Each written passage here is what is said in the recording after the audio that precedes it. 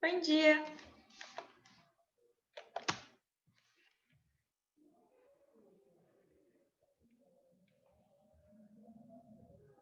Bom dia, pessoal.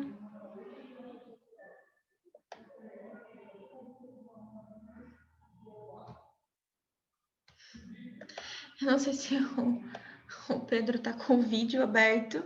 Meu Deus, o Pedro tá com o vídeo aberto.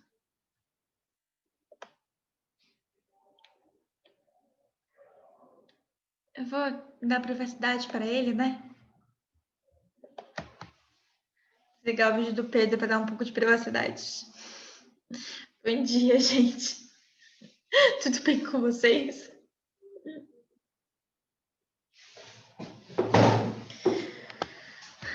Tudo certo?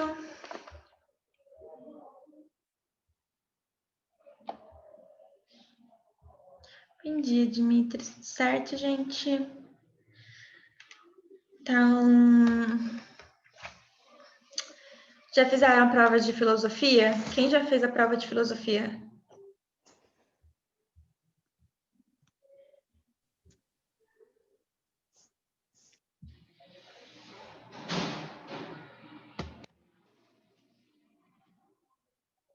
Alguém que já fez filosofia?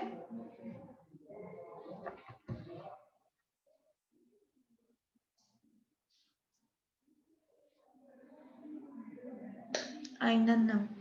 Porque eu estava pensando em continuar a revisão que a gente estava fazendo, né? Que a gente não terminou. Tava pensando em continuar a revisão essa semana, porque a gente está super adiantado. Eu sei que o tema, né, de indústria cultural que a gente vai entrar aí em filosofia é um tema que vocês estão super ansiosos para ter. Mas como a gente está super adiantado, aí só falta um módulozinho. Se vocês quiserem continuar a revisão, eu estou preparada para os dois. Né? É que se muita gente tivesse feito a prova, até agora só o Dimitri falou que não fez, né? A pergunta nem me ouvindo ainda, mas Caire, Camille, Gi, né, Giovana, vocês fizeram a prova de filosofia? Não? Porque se não for assim, necessária terminar a revisão, se necessária terminar a revisão, né? A gente continua normal. Cami disse que ainda não também.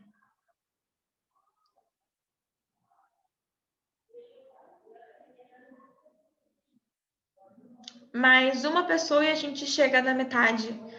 Bom dia, Sara. Gi falou que vai fazer hoje.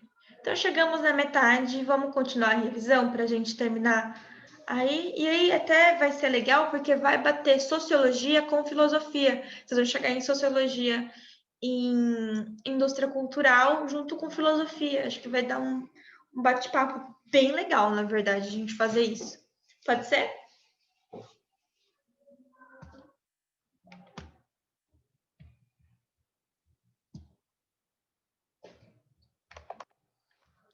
Gente, alguém liga pro Pedro, não sei, manda uma mensagem aí, porque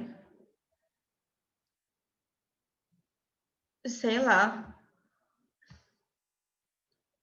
apagou, coitado.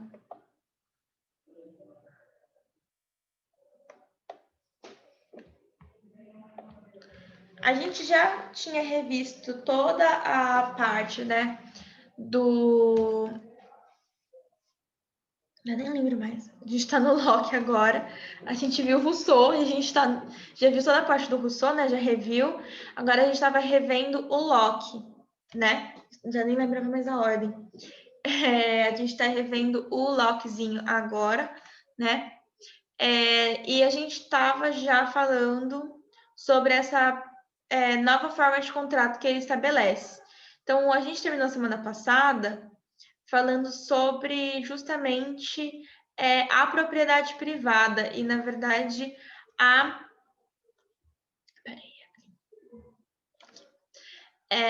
e sobre como no estado de natureza, né,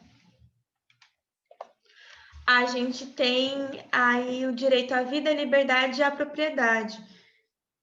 E que o problema, ele acontece quando a gente exagera, né? É quando a gente sai do equilíbrio. Tudo bem a gente ter propriedade privada, né? Propriedade, na verdade, particular. O problema, né, é que a propriedade, né, particular, ela tem limites no estado de natureza. E quando a gente ultrapassa os limites, quando a gente ri na cara do limite, a gente causa aí um problema na sociedade e precisa resolver esse problema, certo?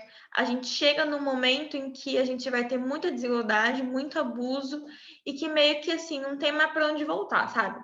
Sabe quando você tá caminhando para um lugar?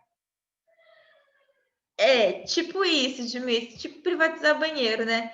A gente chega num lugar assim, quando você tá caminhando muito, e aí, tipo, a pessoa vira e fala assim, não, é ali pertinho. E aí você, tipo, tá bom, vamos andando então.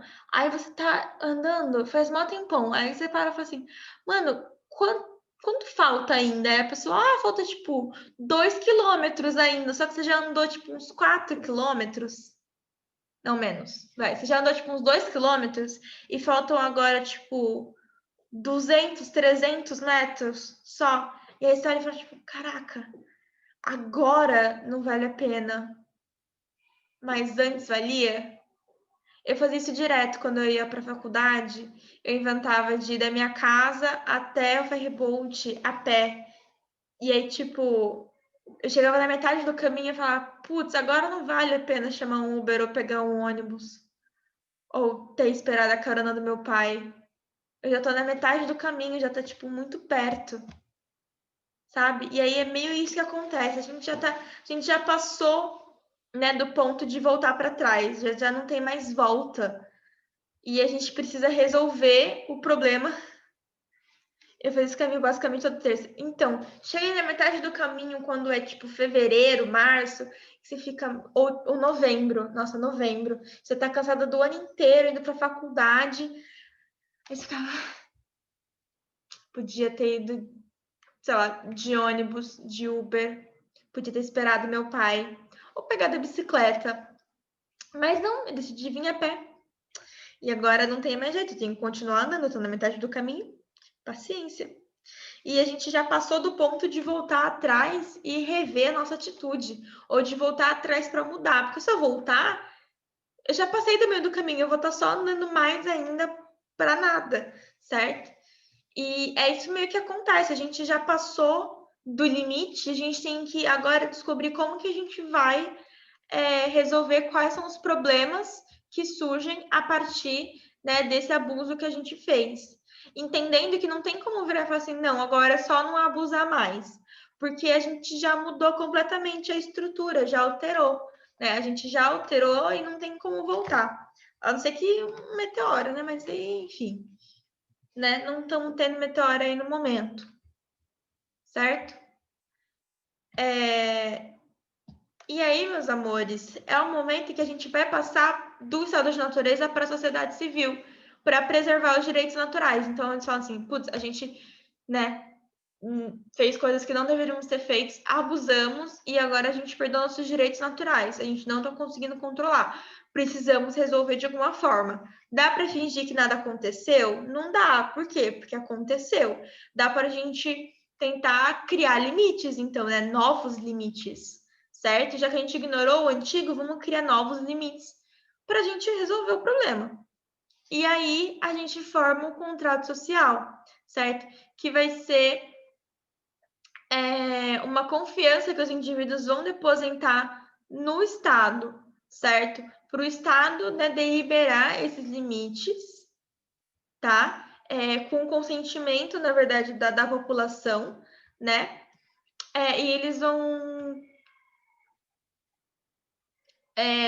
colocar, definir, certo? Esses limites. Esse contrato vai ser estabelecido entre os governantes e os governados, ok? E aí o poder ele tá nas mãos do governante só porque os governados deram o poder para os governantes, certo? Então, se o governante começar a desrespeitar os direitos individuais e os direitos, né, inalienáveis, os governados, eles têm o dever de falar, opa, você não está fazendo combinado, né? Você está tentando violar o meu direito, então você não está fazendo combinado, a gente precisa rever isso aí, que é o princípio revolucionário, certo? O princípio revolucionário, a gente está falando do quê? Que todo mundo tem direito a resistir, ok? A um governo que não está cumprindo o seu dever, inclusive pela força. Então, Locke fala, se o governo não está cumprindo o que a gente combinou, eu tenho o direito de cobrar ele sim, porque ele não é um poder absoluto, certo? Eu tenho o direito de fazer uma revolução sim, que é basicamente, gente, o plot aí de Hamilton, né? Que também acaba sendo ali o plot, né? O contexto, a história, a sinopse, certo? Da Revolução Americana, né? Como um todo. A base da Constituição Americana é isso, né? Você tem na Constituição Americana mesmo, né?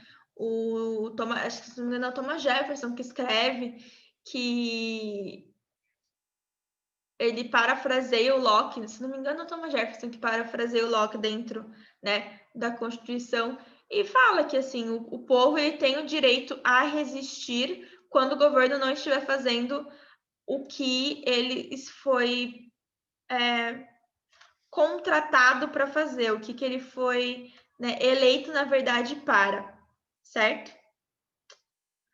E quando a gente fala revolução, a gente está falando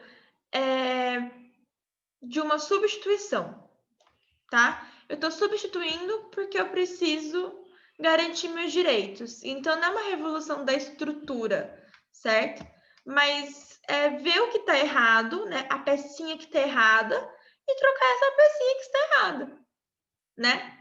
E já sabemos que o legado do Locke é o liberalismo, é essa subordinação do executivo ao legislativo, certo? É esse princípio de que todo poder emana do povo, né? E aí, um princípio muito democrático, na verdade, de que você escolhe, né, o seu governante, mas que você está escolhendo, né, e que na verdade há limites e tudo mais. Então, certo? Tô. Eu falei que a gente tinha visto Rousseau, mas a gente não tinha visto Rousseau. Não tinha visto Rousseau.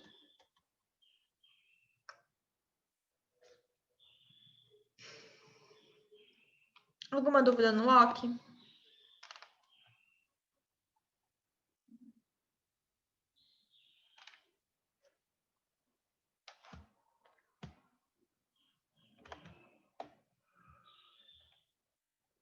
Gente, é sério, alguém no intervalo dá uma ligada, não sei, pro Pedro, porque senão ele vai perder as restos das aulas. Eu não tenho telefone desse, eu até falava.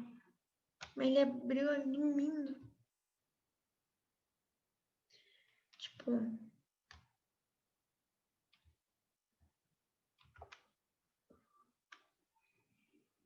Posso continuar, galera?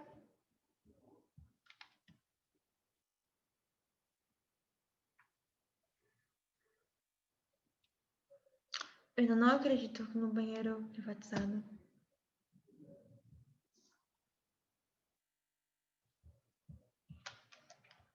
Sério. Porque se há uma coisa, né, que nenhum liberal iluminista do século XVIII tinha pensado quando estoura, né, com seu plano ali, com seu projeto intelectual, é que em algum momento da vida as pessoas iam privatizar banheiros, né? Então, quando o iluminismo surge falando, olha, vamos ser todos iguais, olha, cada um tem o direito ali né, a gente não responde a um rei. Olha, gente, que legal. E aí, quando os liberais surgem a partir dessas ideias iluministas, né, do tipo assim, não, tá tudo bem, você tem direito de você fazer o que você quiser na sua fábrica, oferta e procura, demanda, certo? Eu não acho que eles tinham pensado na privatização de um banheiro. Pelo menos eu espero que não. Porque aí é demais, né? Eu não acho que nem toda essa efervescência política, cultural e econômica, intelectual e etc., que foi ali o século XVIII e XIX, em algum momento eles estavam falando de privatizar banheiro. Eu acho, na verdade, que como a gente pode ver aqui, certo? A gente tem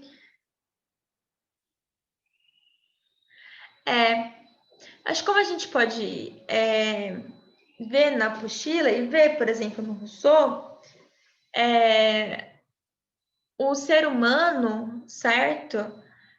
Ele é muito valorizado a sua natureza a partir do pensamento iluminista. Isso vai ser algo que vai influenciar pessoas, por exemplo, como Rousseau. Já te passo aí a palavra, Dimitri, um segundo, certo? E a gente vai ter essa discussão entre a civilização e a natureza, certo? Calma aí.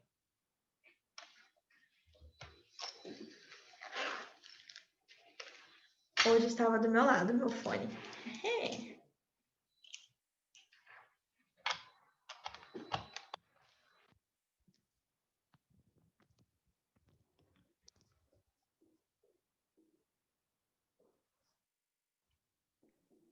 Buenos dias, professora. Buenos dias. A gente volta para a concepção de Descartes, você não sabe se sou eu, mas, né, vamos jogar na metafísica hoje. Ok. Essas coisas que você falou agora, eu acho que até me fez pensar em alguma coisa, foi por isso que eu tive essa ideia de falar, não vou tomar muito tempo. Ontem eu estava conversando com meu irmão, estava lá explicando os motivos por eu gostar muito do Canadá, e aí tinha um aspecto ali que eu passei, que eu até tinha esquecido, que é sobre alguns espaços públicos, principalmente sobre piscina pública. Aí a gente começou a discutir sobre como não funcionaria aqui no Brasil ter piscinas públicas, O Brasil né? tem piscinas Mas públicas. que eles tinham a questão dos impostos e de uma pequena taxa que eles pagavam para poder manter e tudo mais. Eu achei aquilo muito interessante. E aí eu também lembrei de onde a minha avó mora, ela em Nova Progresso, que é perto da Vila Áurea, do Jardim Progresso, enfim. Lá tem uma comunidade. E lá tem alguns espaços que são públicos, só que como a gente já deu uma ideia de que tudo que é público vai ficar feio, vai desgraçar, vai todo mundo quebrar, todo mundo pichar, e não acontece aquilo lá. É meio que um acordo com quem mora lá de que aquilo que é público, eles fazem, tipo, um parquinho para as crianças, plantam, sabe? Tem um acordo social, de certo modo, para poder manter aquele lugar, né? No sentido de que é público, é de todos, então todos vamos cuidar. Eu queria saber aonde que se isso encaixa no Rousseau, no Locke, em algum deles, assim, de a comunidade em si ter um trato sem interferência do Estado, para poder manter alguma coisa. Eu acho que isso vai se encaixar, na verdade, não muito nem no Rousseau, porque o Rousseau tem uma visão bem pessimista, né? Nossa, a gente é muito.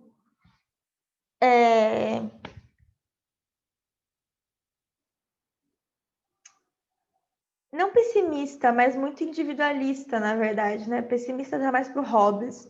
Acho que dentro dos três aí que a gente vê no contratualismo, eu acho que o Locke eu acho que explicaria legal, do tipo, é público, mas é de todos e por isso todos fazem a sua parte. Seria talvez um estado de natureza onde a gente, tipo, todo mundo entende que na verdade o público não é de ninguém, o público é de todo mundo, né? E aí vamos falar desse espaço público, fazer uma ligação meio, talvez não tão filosoficamente correta, mas metodologicamente, né, didaticamente encaixa, de comparar o público com a natureza em si, né? Coloca, ele fala, tipo, a natureza, ela tá aí para todo mundo e cada um vai usar de forma consciente e ninguém vai atrapalhar ninguém, e as coisas vão fluir de modo normal. Eu acho muito legal quando uma experiência como essa funciona, certo? Onde a comunidade entende que o público é deles e não de ninguém, e aí mantém e cada um faz a sua parte. Então, acho que talvez no estado de natureza do Loki, né? Que o Hobbes ele tem uma visão bem pessimista, a gente é tipo. Mas parece que só acontece em microcomunidades. Mas aí a gente entra para, por exemplo, sociologia, né? E vai pro rolê de que só o micro funciona, né? A gente não é à toa que há vários sociólogos aí que abominam o Estado grande e etc. Inclusive, o que a gente já viu que cai na prova de vocês, né? Que caiu na prova de vocês o segundo bimestre, né? Não cai nesse bimestre, mas que caiu no segundo bimestre, sobre o movimento social e a Revolução Socialista, por exemplo, que uma das coisas que eles falam é que precisa abolir o Estado e que cada comunidade, quanto mais ali o seu núcleo decidir por si, melhor funciona, né? Porque realmente, tipo, é muito mais difícil quando você vai colocar isso no amplo. E sim, Gi, a gente não entende que o que é público é de todo mundo. Não só a gente brasileiro, né? Mas a gente, como ser humano, tem uma ideia de que o público é de ninguém, certo? E aí, não de todo mundo. O Rousseau, ele vai tentar não ser tão pessimista, certo? Ele vai falar de liberdade e compaixão, por exemplo, né? Como virtudes humanas do estado de natureza. E ele vai falar que se a gente começar a obedecer, né, a outra vontade, a gente deixa de ser humano, porque o ser humano ele é livre. E aí que eu acho que é um negócio meio. É que eu acho que até a gente já comentou do bom selvagem, né? Para o Rousseau, o legal era antes, a de natureza, onde a gente está no bom selvagem, porque o estado de civilização, né, não é muito bom, né? No estado de natureza, que a gente vai ter só a desigualdade, né? Tipo, de força física, sabe? Tipo, eu sou mais alto, você é mais alto, mas então, perdão, uma desigualdade social e econômica e, enfim, racial e etc, né? A natureza vai prover tudo que a gente precisa, certo? E a gente vai estar satisfeito.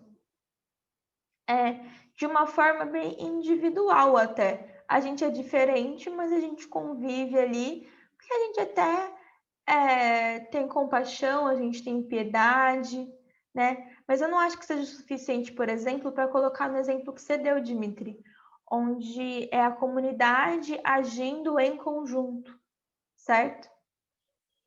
A comunidade agindo em conjunto é um rolê bem. Eita.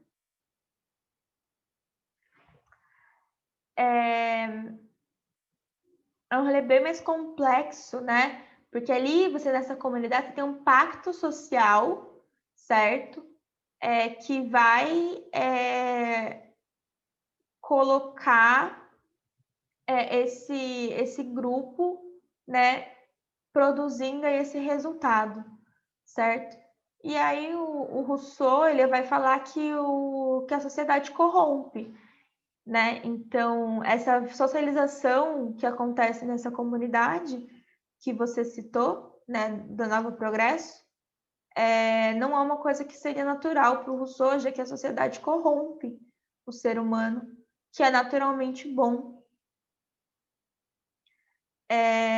e que, na verdade, vai trazer as coisas de ruim, né, como a guerra, a desigualdade aí para outros ambientes e etc.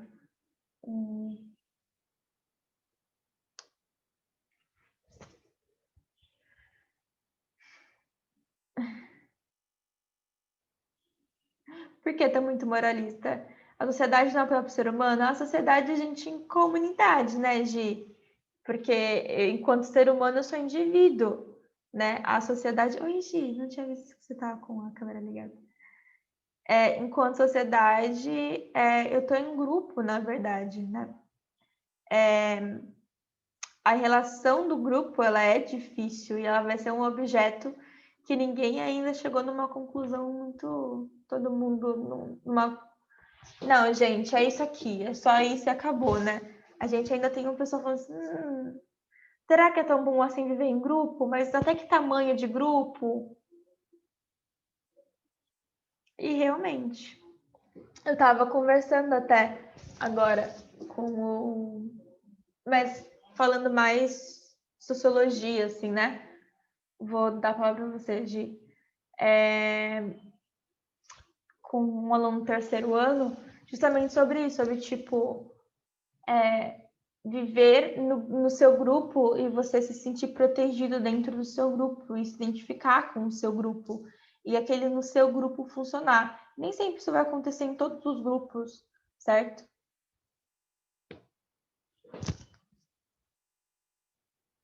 Foi. Bom dia, professora. Bom dia. A gente não, nesse exemplo que você deu do grupo que a gente vive, a gente não vai longe, né? Eu penso assim, acabei lembrando da questão da família. Como é complicado e viver em família, né? A gente vê que sempre estão levantando a questão de relacionamento não tanto só de marido e mulher, mas de pais e filhos, de irmãos. E um dia eu vi uma pessoa falando algo muito engraçado, que ele falou assim, as pessoas não querem ter problemas na família, mas se esqueceram que se a gente for analisar um dos livros mais antigos do mundo, na primeira família já rolou o assassinato. Tipo, um irmão já matou o outro, entendeu? Então, assim, tanto que às vezes aqui em casa eu até brinco com a minha mãe falando, olha, agora eu tô entendendo porque Caim matou Abel, viu? Eu ia falar isso, tipo, até mãe na Bíblia tem problema.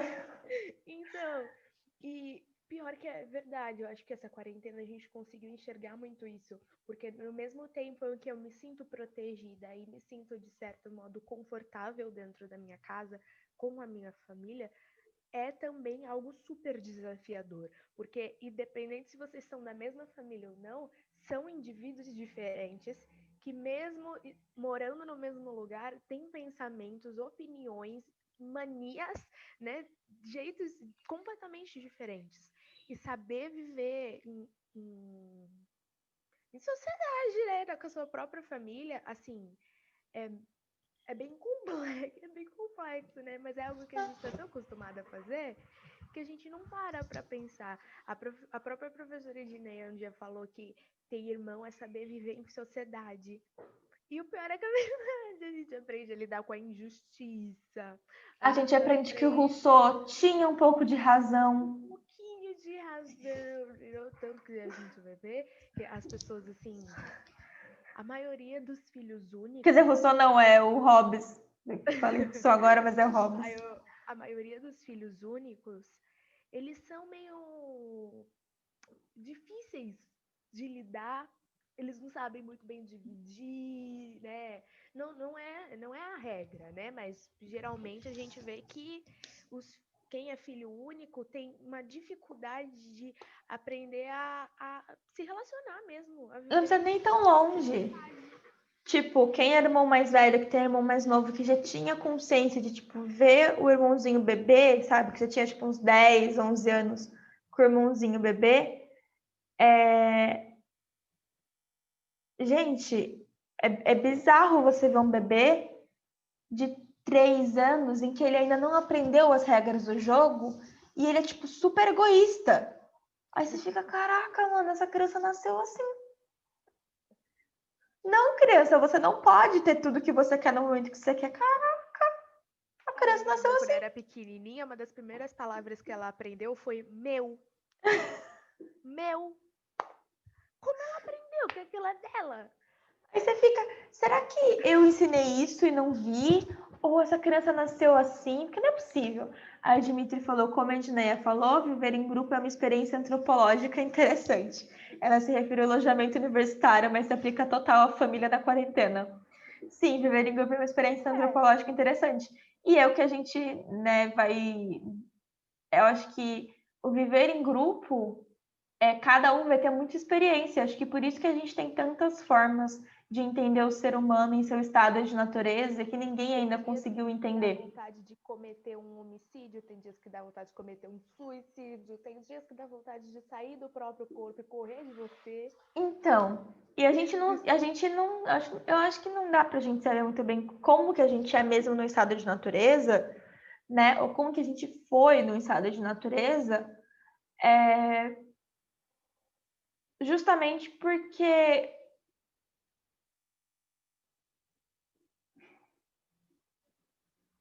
a não ser que a gente faça uma experiência, sabe? Pique Tarzan. Em algum momento a gente vai precisar de um outro ser, até para nascer. E a gente não socializa. E aí é que nem. Ai, o Pedro, no ano passado, o terceiro ano, acho que foi o Pedro. Ele ficou. A gente já estava em sociologia, ele ficou me enchendo para falar do menino de Avignon.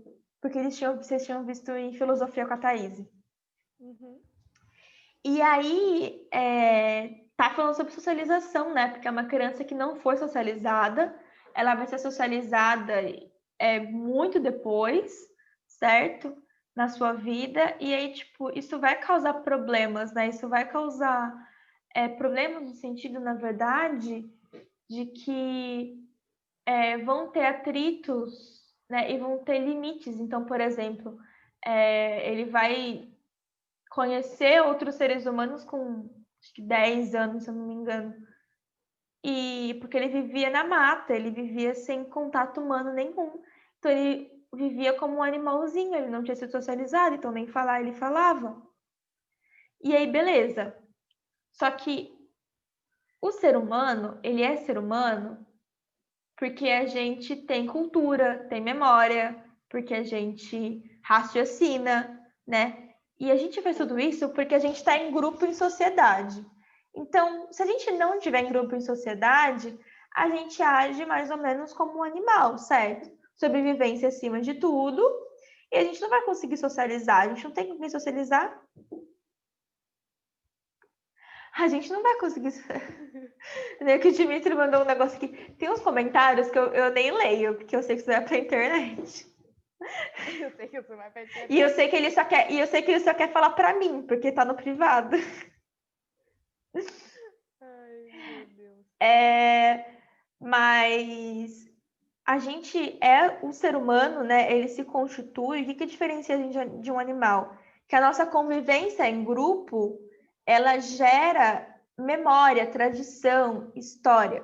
Porque quando, por exemplo, uma alcateia de lobos, né? Eles se relacionam em grupo, eles não estão produzindo nada além da sua própria sobrevivência e de uma forma muito instintiva, certo?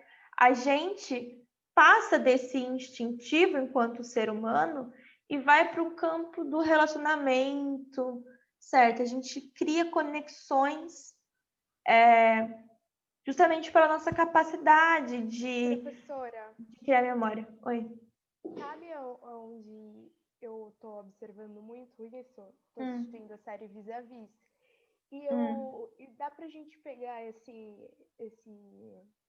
que você falou, porque elas estão dentro de uma prisão, né? Então, assim, o instinto lá é sobreviver, porque, assim, é um caos. Mas mesmo assim, mesmo uma brigando com as outras, mesmo não conseguindo confiar direito na outra pessoa, elas criam vínculos, às vezes até sem perceber, né? No episódio que eu assisti ontem, eles estavam falando sobre confiança.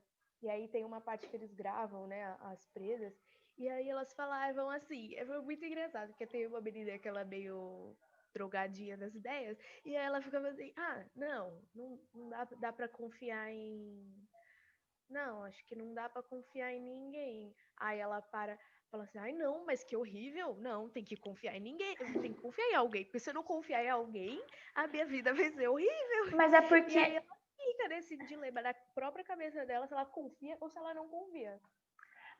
também a nossa sobrevivência depende da confiança no outro, né? A gente está, principalmente no mundo de hoje, como a gente. Falta pouco tempo, faltam 4 minutos. Como a gente vai sobreviver no mundo de hoje sem construir relação? Não tem como.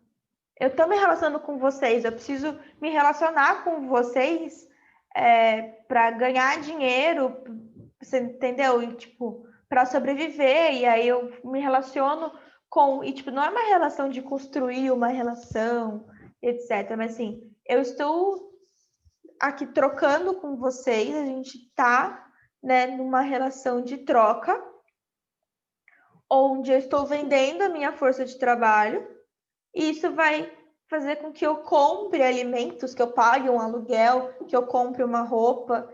E aí, no momento que eu for comprar uma comida no mercado, eu vou estar também me relacionando com as pessoas que estão trabalhando naquele mercado. Eu dependo deles também, sabe? Eu dependo de todo mundo. Eu dependo desde a pessoa que está, né, hierarquicamente acima de mim, a da pessoa que está hierarquicamente abaixo de mim, né? Porque a gente vive em comunidade, a gente precisa confiar e trocar com o outro, senão a gente não sobrevive mais. Então, até onde essa nossa necessidade de criar laços, ela é por afetivo, porque a gente, como Rousseau diz, a gente tem compaixão, a gente nasce com essa virtude.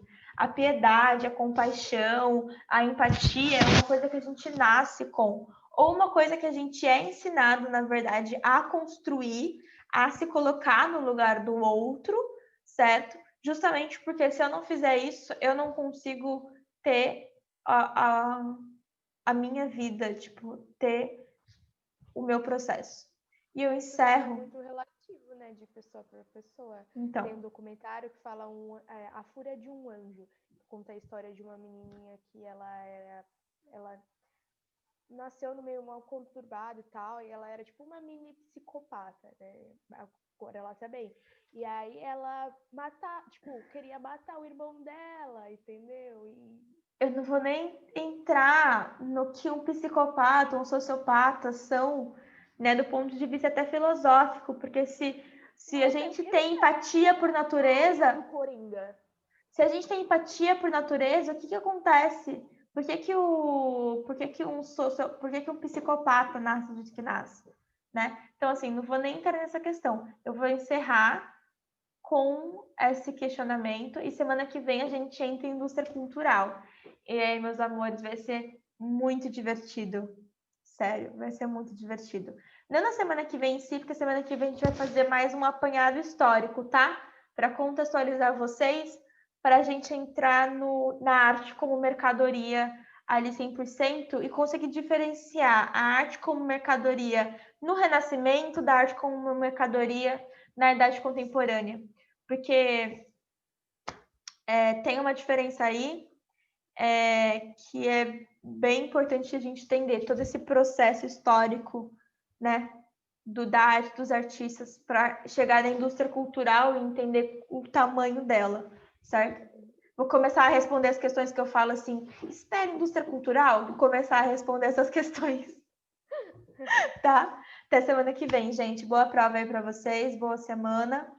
Lembrando, o meu e-mail tá aberto para quem tiver qualquer dúvida, tá? Beijos. E alguém chama o Pedro, pelo amor de Deus, que ele vai perder a próxima aula.